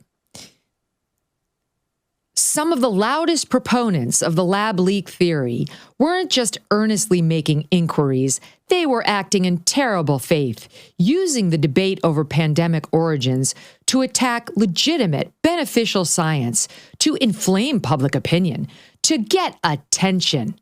She goes on to say, these half-truths and strategic deceptions made it easier for people with the worst motives to appear trustworthy while discrediting important institutions where many earnestly labor in the public interest. My God, Glenn, this thing has it all. You take it. I think you picked out the most important section, which is it's in that last one. It's sort of an attempt to acknowledge that the people questioning and then dissenting from the pronouncements of Dr. Fauci and that entire establishment he leads ended up being correct. But she still has to preserve the idea that the only trustworthy views are found in places like the New York Times, not in that dirty sewage of independent media. So she has to say, even though they were right, they kind of had bad motives and were trying to discredit institutions. Obviously, the people who discredited these institutions, these scientific institutions, are the people who led them. And it wasn't just that they got it wrong. It's that the whole thing, starting all the way back in 2020 with that Lancet letter that was engineered by Peter Daszak at EcoHealth Alliance, who had a financial interest and a reputational interest in ensuring that nobody thought it was a lab leak, since he himself had money to work with Wuhan on the very research that likely caused the leak. They allowed that person to be the sort of objective source. They hid his key role. And that's the letter that said, anybody suggesting a lab leak is engaged in racist disinformation and conspiracy mongering against our Chinese colleagues. And they pretended to have a certainty about the origins of the COVID virus that they knew they didn't have, because internally, all these people, including some of the ones who signed that, were saying, actually, I think a lab leak is more likely. And Fauci convinced them all that, like, for the sake of science or something, they have to lie to the public. And that's exactly what they did.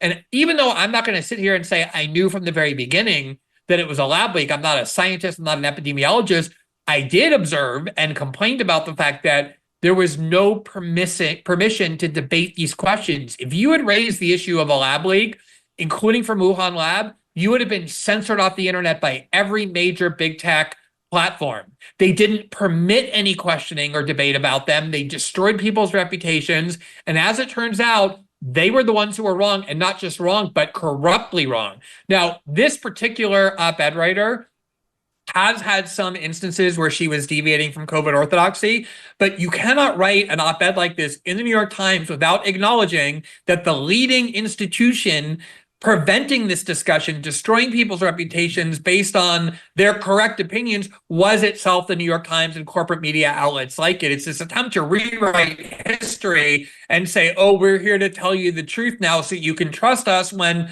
it's very easy now to say all this now that intelligence agencies have come out and said they think it's a lab leak, and that's what's going on, is an attempt to salvage reputations, not to be truthful. And it's so belated. I mean, even other mainstream news organizations have published this kind of piece years earlier. Like, they are literally the last to the party. And now they want credit for saying, oh, we were misled. We had no idea. And you mentioned the Times' own past sins. Apurva Mandavelli, she's their COVID reporter. She replaced that guy, Don, I think his last name is McGann, if memory serves. In any event, she replaced him. McNeil, sorry. I think McGann might have been a White House lawyer. Anyway, she's their COVID reporter. In 2021, not only did she dismiss the possibility that this thing came from a lab, but she claimed to say otherwise was racist. She tweeted out the following: someday we will stop talking about the lab leak theory and maybe even admit its racist roots. Guess who's not mentioned in Zeynep Tufekci's piece? Apurva Mandavelli. I mean, it's insane what they've done to us here.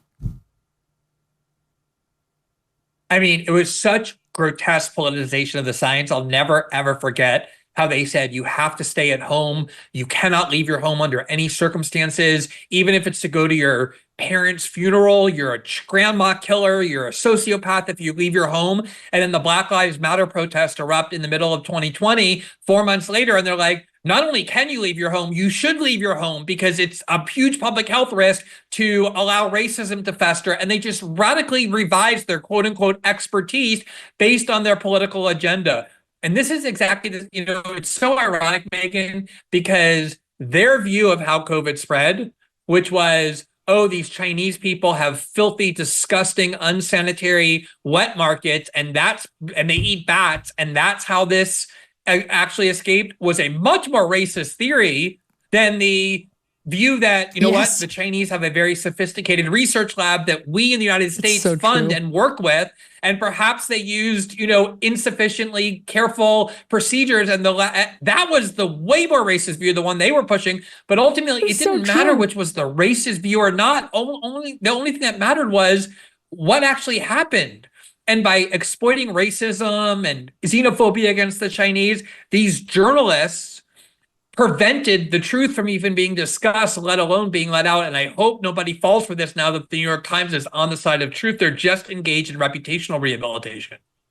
That's it. I mean, you read this piece and it's so infuriating. And she writes, only an honest conversation will lead us forward. Right. So you need to get honest, New York Times, about your role in all of this. And this piece doesn't even come close. At no point, it doesn't acknowledge any of its own bad reporting or mistakes. I mean, the number of I just did a quick search of New York Times pieces. This one is from,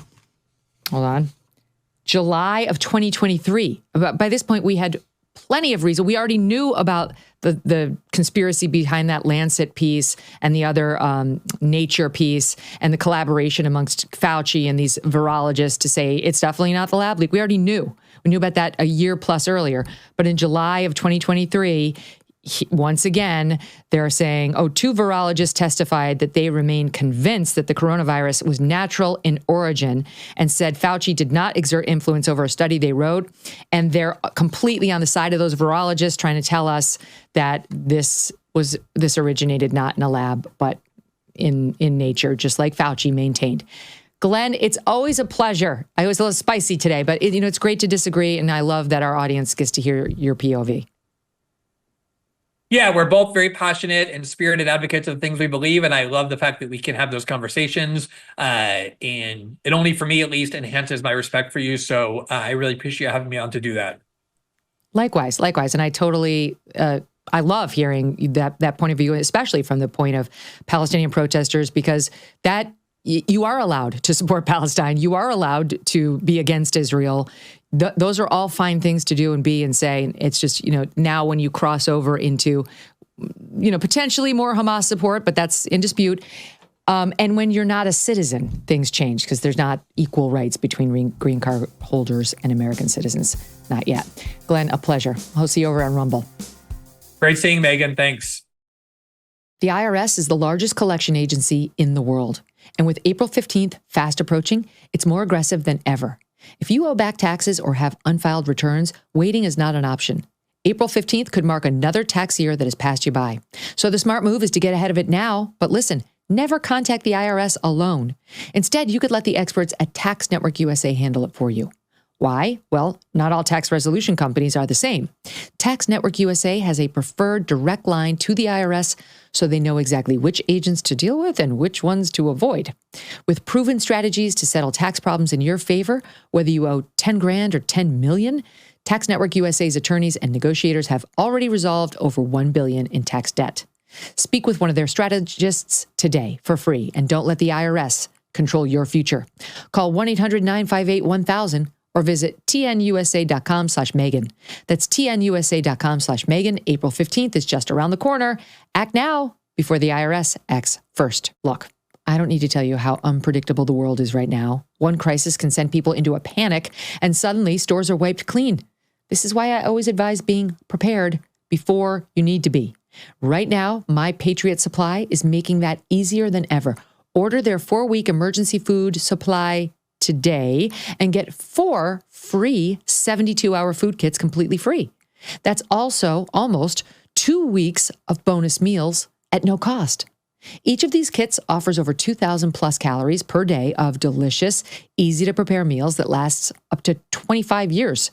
No refrigeration, no stress, just knowing that you're covered. Don't wait until the next emergency. Go to preparewithmegan.com today and claim your food supply and free extra kits. Because when you need the most, you won't have time to shop. Go to preparewithmegan.com. I'm going to stay for a minute on this New York Times thing. Okay, just got to talk to you about this for a minute because my blood is boiling over this. I'm so angry. Of course, it wasn't the New York Times. It wasn't only the New York Times. The Post has got a great piece from last June, I think it was, where they just ripped these folks to shreds because they are too. A New York Times writer was blaming partisan politics for the lab leak cover-up. There was a piece by an op-ed person back then. They ran a molecular biologist essay, Alina Chan, back then talking about this. So this person blamed partisan politics for covering up that this was a lab leak. And the Post pointed out at the time, it wasn't just New York Times. It was CNN. It was MSNBC. They called the lab leak a debunked conspiracy theory. NPR falsely asserted, quote, scientists debunk lab accident theory of pandemic emergence. Reading here from the New York Post again, June of 24. Social media companies outright censored lab leak claims. Facebook banned a Post opinion column by Stephen Mosier for speculating on the possibility that it was a lab leak. They write as recently as Monday, again in June of 24, an AP story bizarrely claimed, quote, many scientists believe the virus most likely emerged in nature, end quote. There's no scientific information backing the lab leak explanation. It's unbelievable how we were gaslit. And the New York Times wants to pretend that it was just the experts. It 100% was the experts, but that the media had no role, that they were not complicit. But they were fully complicit. And Glenn's exactly right. Now they're desperate to try to cleanse their own hands because they need to have credibility going into the Trump years, especially under the awful, evil RFKJ, to tell you when our leaders are misleading us. That's what's happening here. It's infuriating. They have no credibility. No one believes them anymore. No, not those experts who ran these institutions under Joe Biden. I believe public health and the trust in it will resurrect slowly now under RFKJ, at HHS, under Bhattacharya, at NIH, and under McCary at FDA. I believe it will resurrect, but it's going to take some time. And by the way, the election of President Trump was a middle finger to all these institutes too. In part, it was America saying, F you and what you did to us. You lied to us over the most consequential things affecting our lives, our healthcare, our loved ones dying and our ability to see them, our children and their wellness in schools, the masking on toddlers nonstop. F you. You're all fucking fired. All of you fired. So it's all baked in. And now the New York Times has to try to whitewash what it did. So you'll believe it when it tells you that Kennedy's evil and you need to trust them. You need to trust the Times. I just want to go back for a second. Just give me 3 minutes on this, okay? Because the Times comes to this realization in, what are we in now? March of 2025. It's literally been 5 years since these lies were told. And I went back just to see, it was June of 21 that we had on our show Josh Rogan, who worked at the Washington Post, did work at the Washington Post and does, that's fine. To their credit, they employ Josh, but he wrote a book on his own that took a dive into this, and he did some articles in the Post also raising questions about whether this was from a lab and the Wuhan lab and how secure it was, and the so-called Bat Lady there and how she was working with EcoHealth Alliance, which was U.S. government funded, on gain-of-function research, which is the very same kind of research that caused the coronavirus. And we had him on in June of 21, you guys. June, it was 1 year into the pandemic. Now we're 4 years post that. And the New York Times is like, oh, we think it was from a lab. We were being misled. How did that happen? How are we so misled? How did all these experts mislead us on EcoHealth Alliance? It's just willful blindness at best on their part. More than likely, it was an active cover-up because they had a vested interest in the messages that were being handed down. They were pro-lockdown. They were pro these over-the-top so-called health procedures and they didn't want anything undermining the message. And just like this accidentally happening, could accidentally happen to anyone, anywhere, worked with their narrative. And plus, they couldn't have their experts undermined in any part of the message. If Fauci was wrong about this being a naturally caused virus, then he could be wrong about masks. He could be wrong about distancing. He could be wrong about lockdowns and school closures, right? He needed to be upheld at all costs. And by the way, she doesn't even fucking mention Fauci in her piece. She mentions Francis Collins, but she keeps Fauci's fingers squeaky clean, which they're definitely not. All the stuff she mentioned with Francis Collins, Fauci did too. And that's not my opinion. Go back and look. He can come sue me if I'm saying the wrong thing. He is also outed in the Francis Collins emails that Republicans got their hands on in 2022 that showed all of this coordination with the virologist behind the scenes. They both were in there trying to get them to not say lab leak. That was outed by Republicans in 2022. It was January of 2022, after the Republicans found those emails. They had taken over control of the House. They demanded all these emails, and then they released them, that we knew all of this for sure. And I did a talking points memo. Steve, find me the number of that episode if you have time. You can go back and look at it. It was one of the best pieces we ever did on the show. One of the absolute best. And it lays out exactly how they did it, how they whitewashed lab leak right out of the conversation or tried, how they pressured these virologists who the early signs from all of them in emails were saying, holy shit, this looks like us. This looks like lab leak, that we manipulated this thing in a lab. I cannot get past it. Into definitely not a lab. Lab leak theory is racist. It was natural origin. It was all there in the emails, black and white. January 2022. That's 3 years ago, New York Times. Where was your piece then? You spent the next 3 years doubling, tripling, quadrupling down on natural origin. They're so dishonest. And now she wants credit for like being the one to, speak truth to power and kind of own how they'd been misled. Oh my God, what a lie. She doesn't even go over the Times' sins. Even to say we were mistaken, we were misled. Episode 241, if you want to watch it. Here's a sample of our broadcast in January, I think it was January 14th, 2022.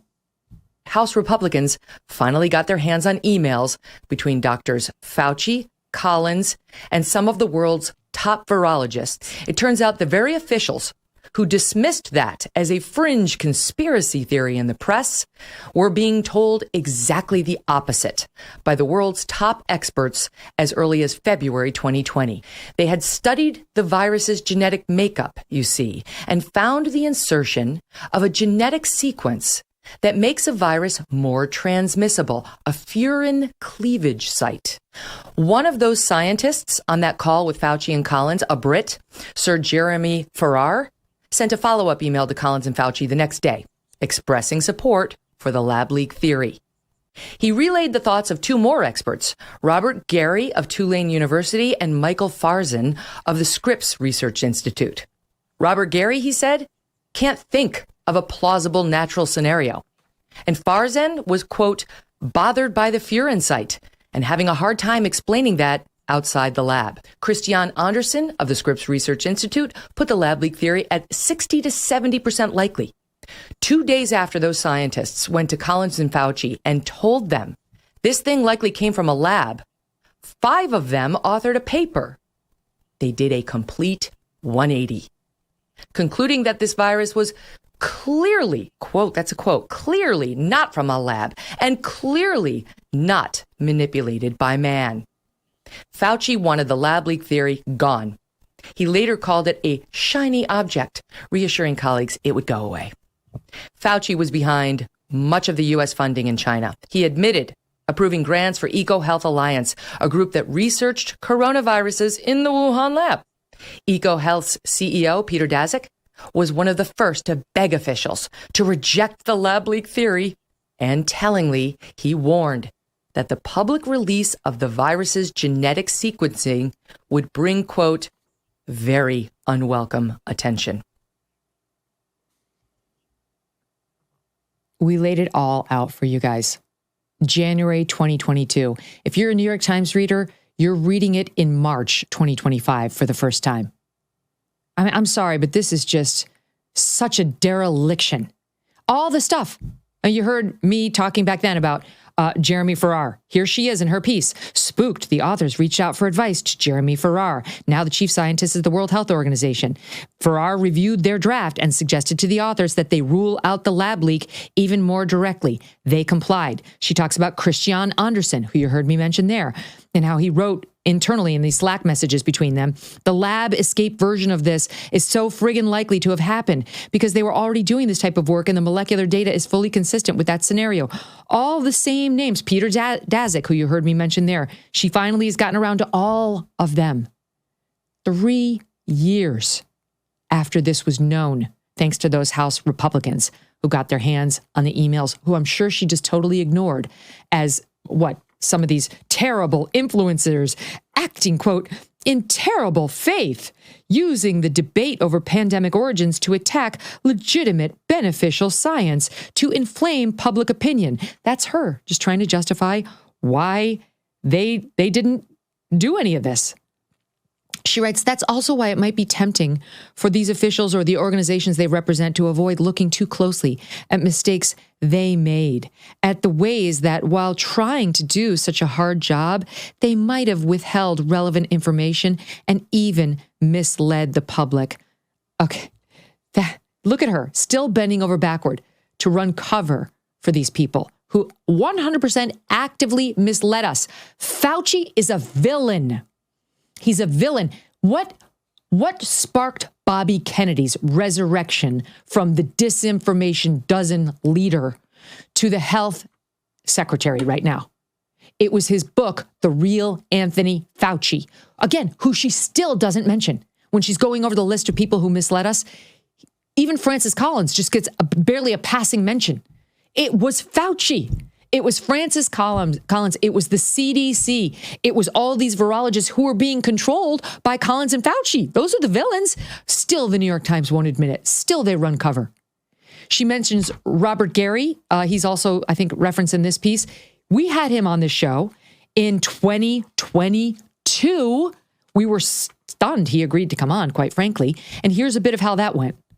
Well, forgive me, wasn't it just 2 days later that you reversed yourself and said, actually, no, okay, I forget what I said about it coming from a lab. I now say it's natural. It wasn't really a reversal. I mean, it's what scientists do. You know, we kick around ideas. You know, we have, private conversations. Sometimes you're playing devil's advocate. I mean, that's pretty much what I was doing in that one email. What happened in those 48 hours? What changed? What did you see? Well, and looked at the genomes of the viruses more closely. That, too, is a spicy interview where I really pressed him on his sudden reversal and how much influence Fauci and Collins had over him. It's all spelled out now. I mean, literally, Fauci, I think, has one mention in this piece. One. It's really infuriating. And look, as Glenn said, this isn't like some long infomercial for independent media. It's just the facts of why nobody trusts the New York Times or CNN or MSNBC anymore. They failed us at one of the most consequential moments in U.S. history. They failed us. And instead of doing a true mea culpa, like we screwed it up and we're sorry, they just now want to say we were misled. Look, I like Jake Tapper. We're friendly. But he did something similar. He could have come out with that book and said, I want to own all my own mistakes, my own failure to question the lies being pushed on us by officials at the White House about Joe Biden's health. But instead, he just tried to join on with the we were misled crowd. I was one of the innocent ones without acknowledging, and I misled you. I misled you.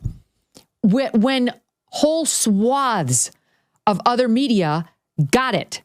They happened to be right of center or independent who got the issue with Joe Biden's health because we could see it with our own eyes, who got that this thing likely came from the Wuhan lab where they were studying bat coronaviruses and how to make them more dangerous to humans.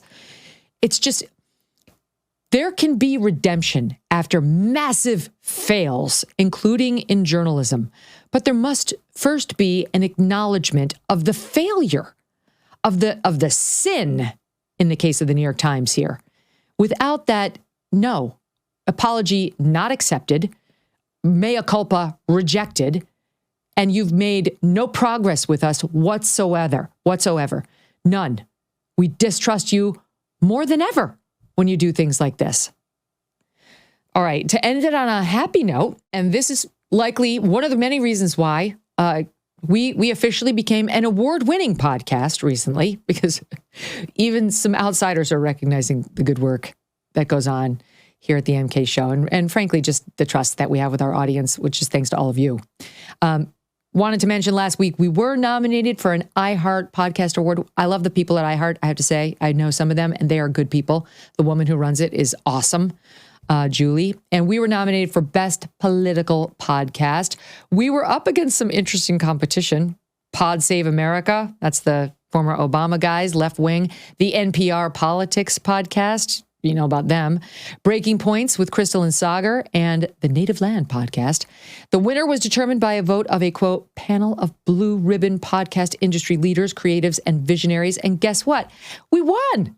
So that was exciting. That was fun. Two of our great producers who helped make the MK Show possible, Lauren and Allison, were down there in Austin, Texas to accept the reward. There they snapped this pic of the slide. And, we got to put their picture up, Steve. We'll put their picture up of, there they are. Look, that's Lauren in the green dress, and there's Allison on the right. She's our booking producer.